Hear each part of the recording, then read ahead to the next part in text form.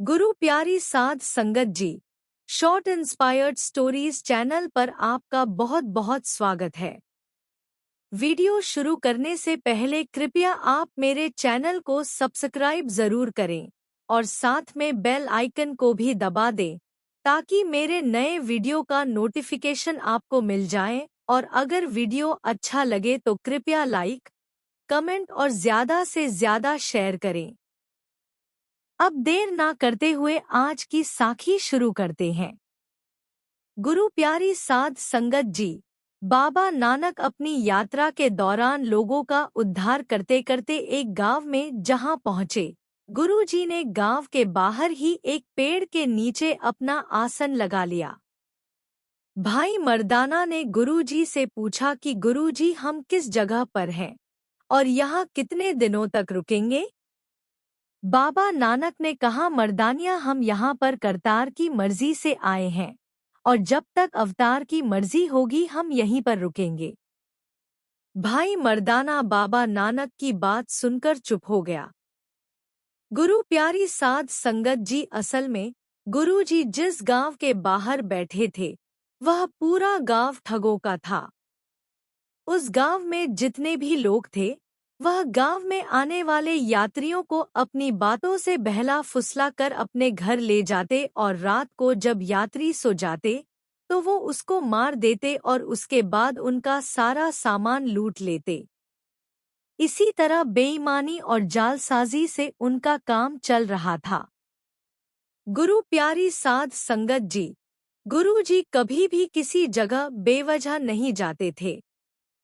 वह उस जगह तब पहुंचते थे जब उन्होंने उस गांव को तारना होता था।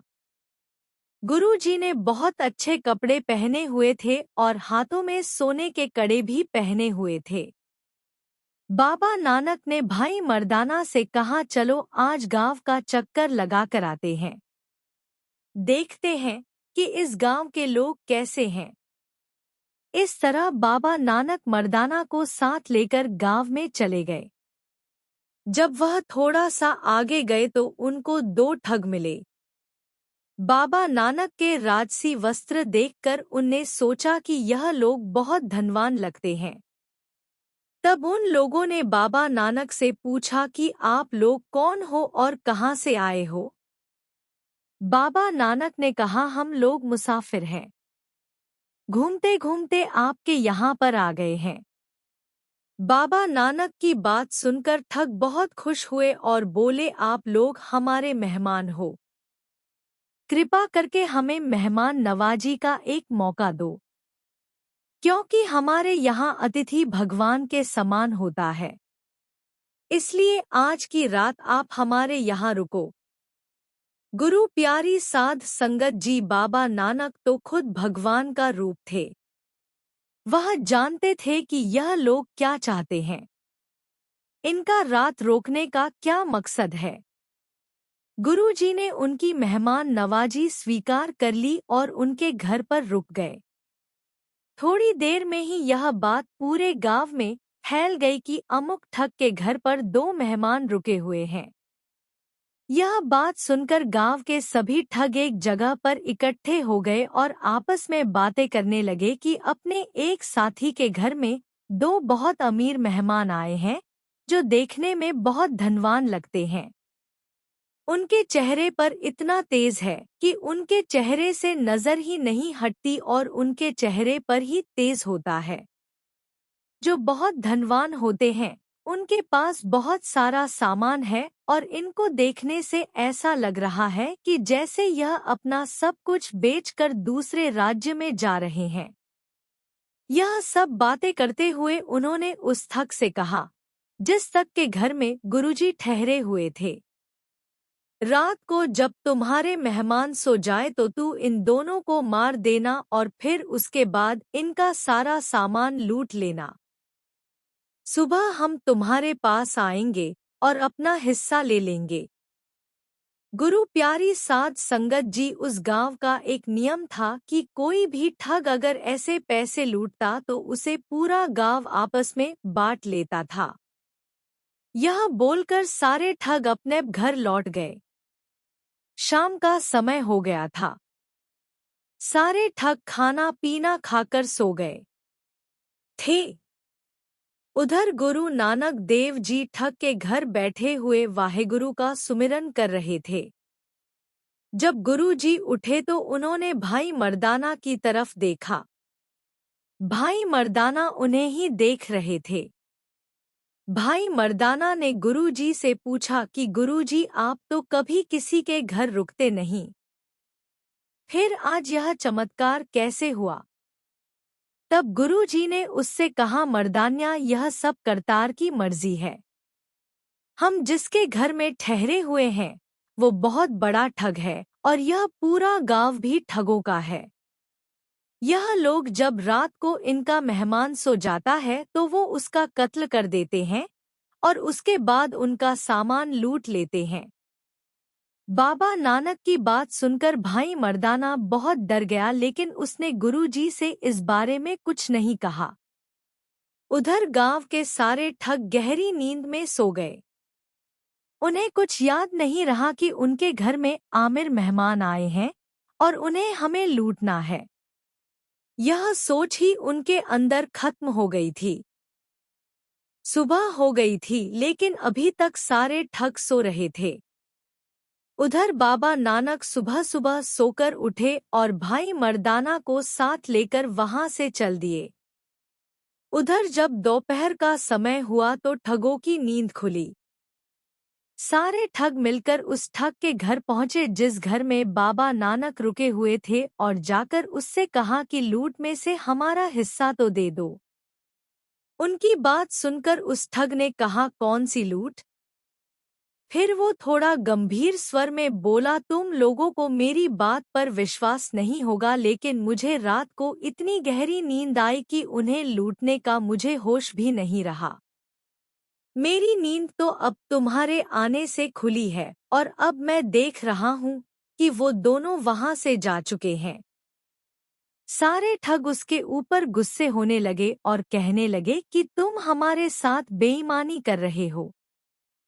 हमारे घर में जब भी कोई मेहमान आता है हम उसको मारकर लूट का सारा सामान आपस में बांट लेते हैं, लेकिन तुम अकेला ही सारा माल हड़पना चाहते हो।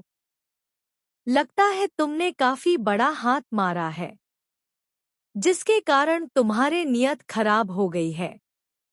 लेकिन हम ऐसा होने नहीं देंगे, इसलिए सच सच बता दो कि तुमने लूट का माल कहाँ छुपाया है।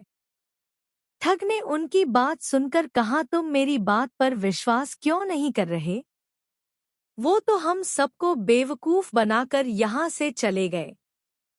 जब उस ठग ने बहुत कहा तो सबको उसकी बात पर विश्वास हो गया और वह सभी मिलकर आपस में बातें करने लगे कि अभी वह लोग ज्यादा दूर नहीं हो गए होंगे, हम अभी भी उन्हें पकड़ सकते हैं। यह सोचकर सभी ठग बाबा नानक को ढूंढने के लिए चल दिए। तकरीबन 5 मील चलने के बाद उन्हें बाबा नानक और भाई मर्दाना नजर आ गए।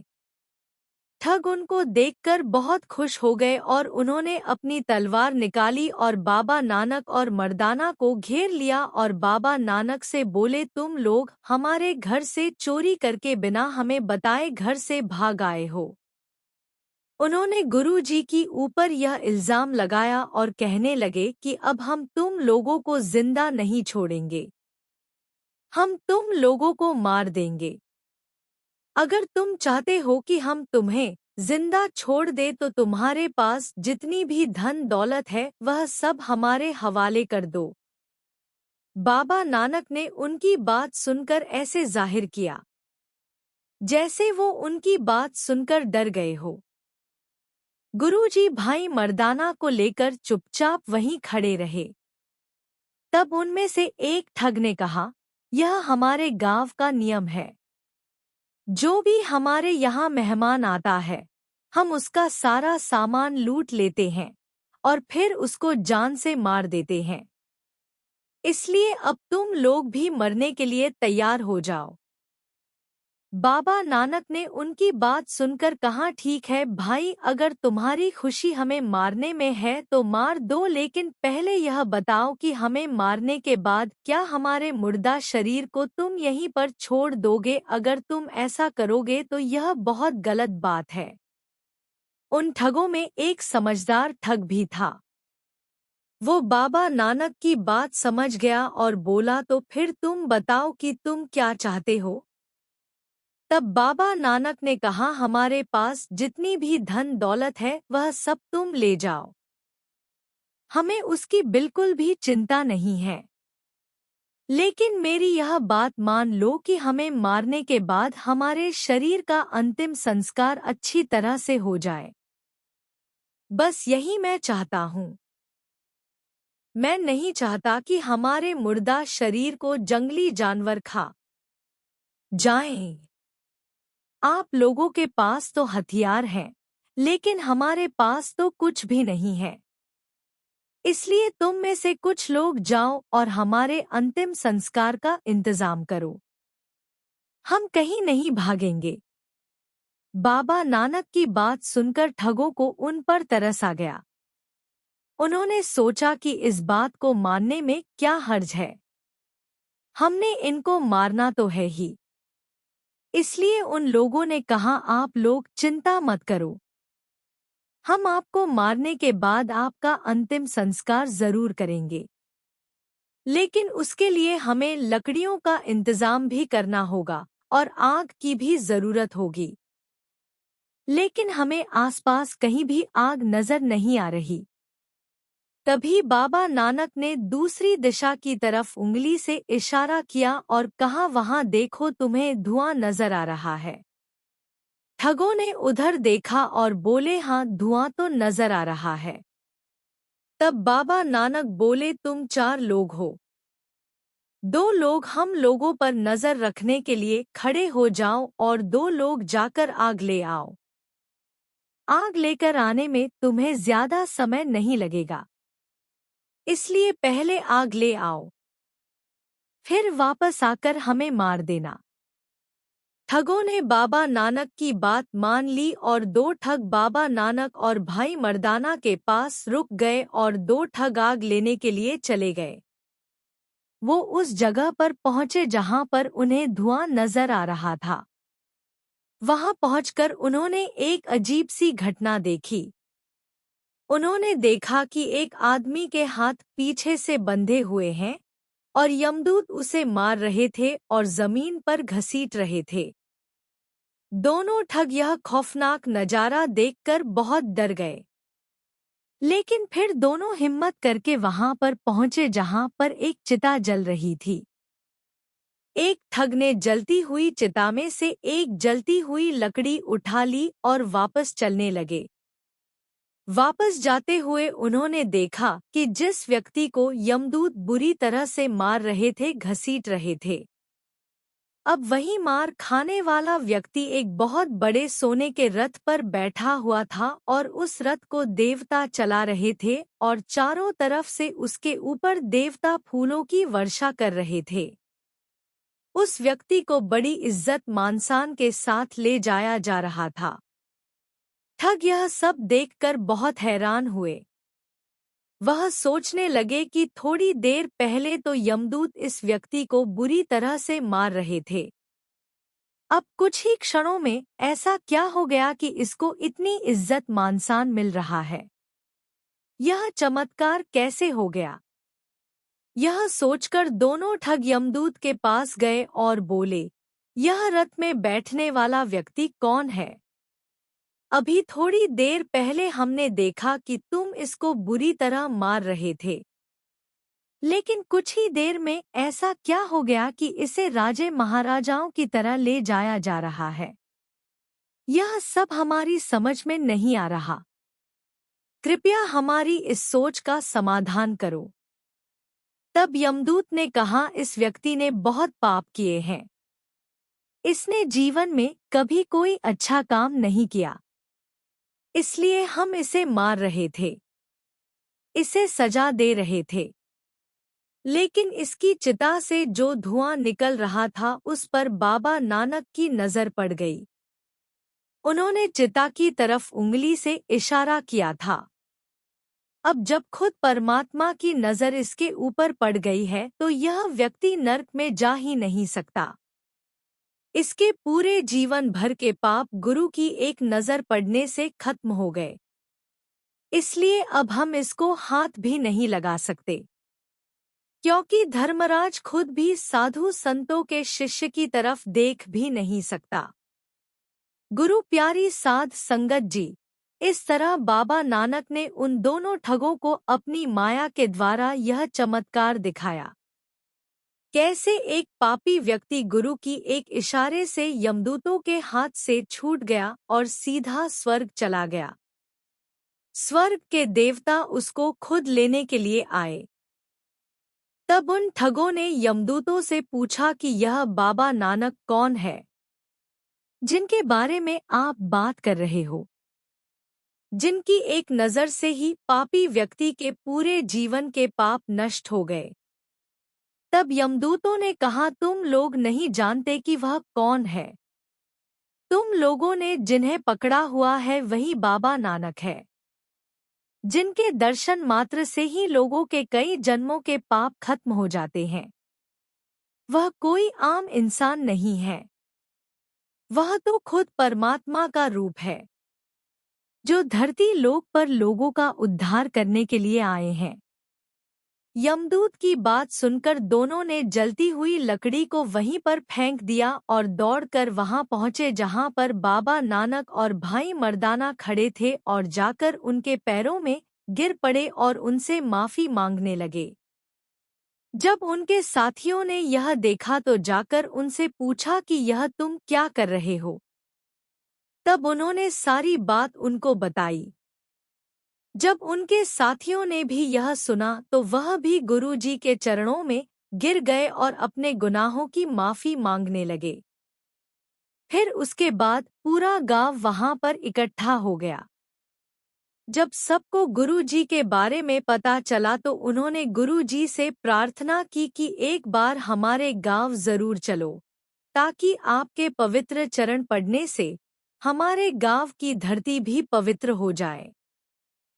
गुरु प्यारी साध संगत जी बाबा नानक भाई मर्दाना को लेकर ऐसे ही यात्रा नहीं करते थे। वह जहां भी जाते थे उनका कोई ना कोई मकसद जरूर होता था। बाबा नानक धरती पर अवतार के रूप में आए थे और जब तक वह धरती पर रहे लोगों का उद्धार करते रहे।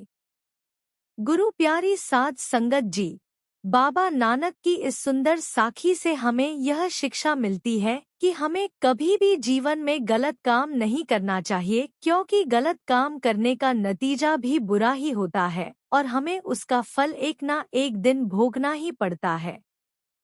जब हमें नतीजा ही भोगना है तो फिर बुरा कर्म क्यों करें।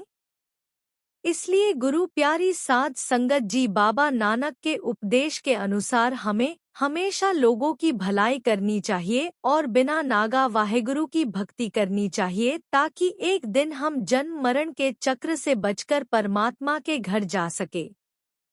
गुरु प्यारी साध संगत जी, आपको यह साखी अच्छी लगी हो तो चैनल को सब्सक्राइब जरूर करें और वीडियो अच्छा लगे तो लाइक, कमेंट और शेयर भी जरूर करें। आपके एक एक कमेंट से मुझे अच्छी साखियां बनाने की प्रेरणा मिलती है। वाहेगुरु जी का खालसा, वाहेगुरु जी की फतेह।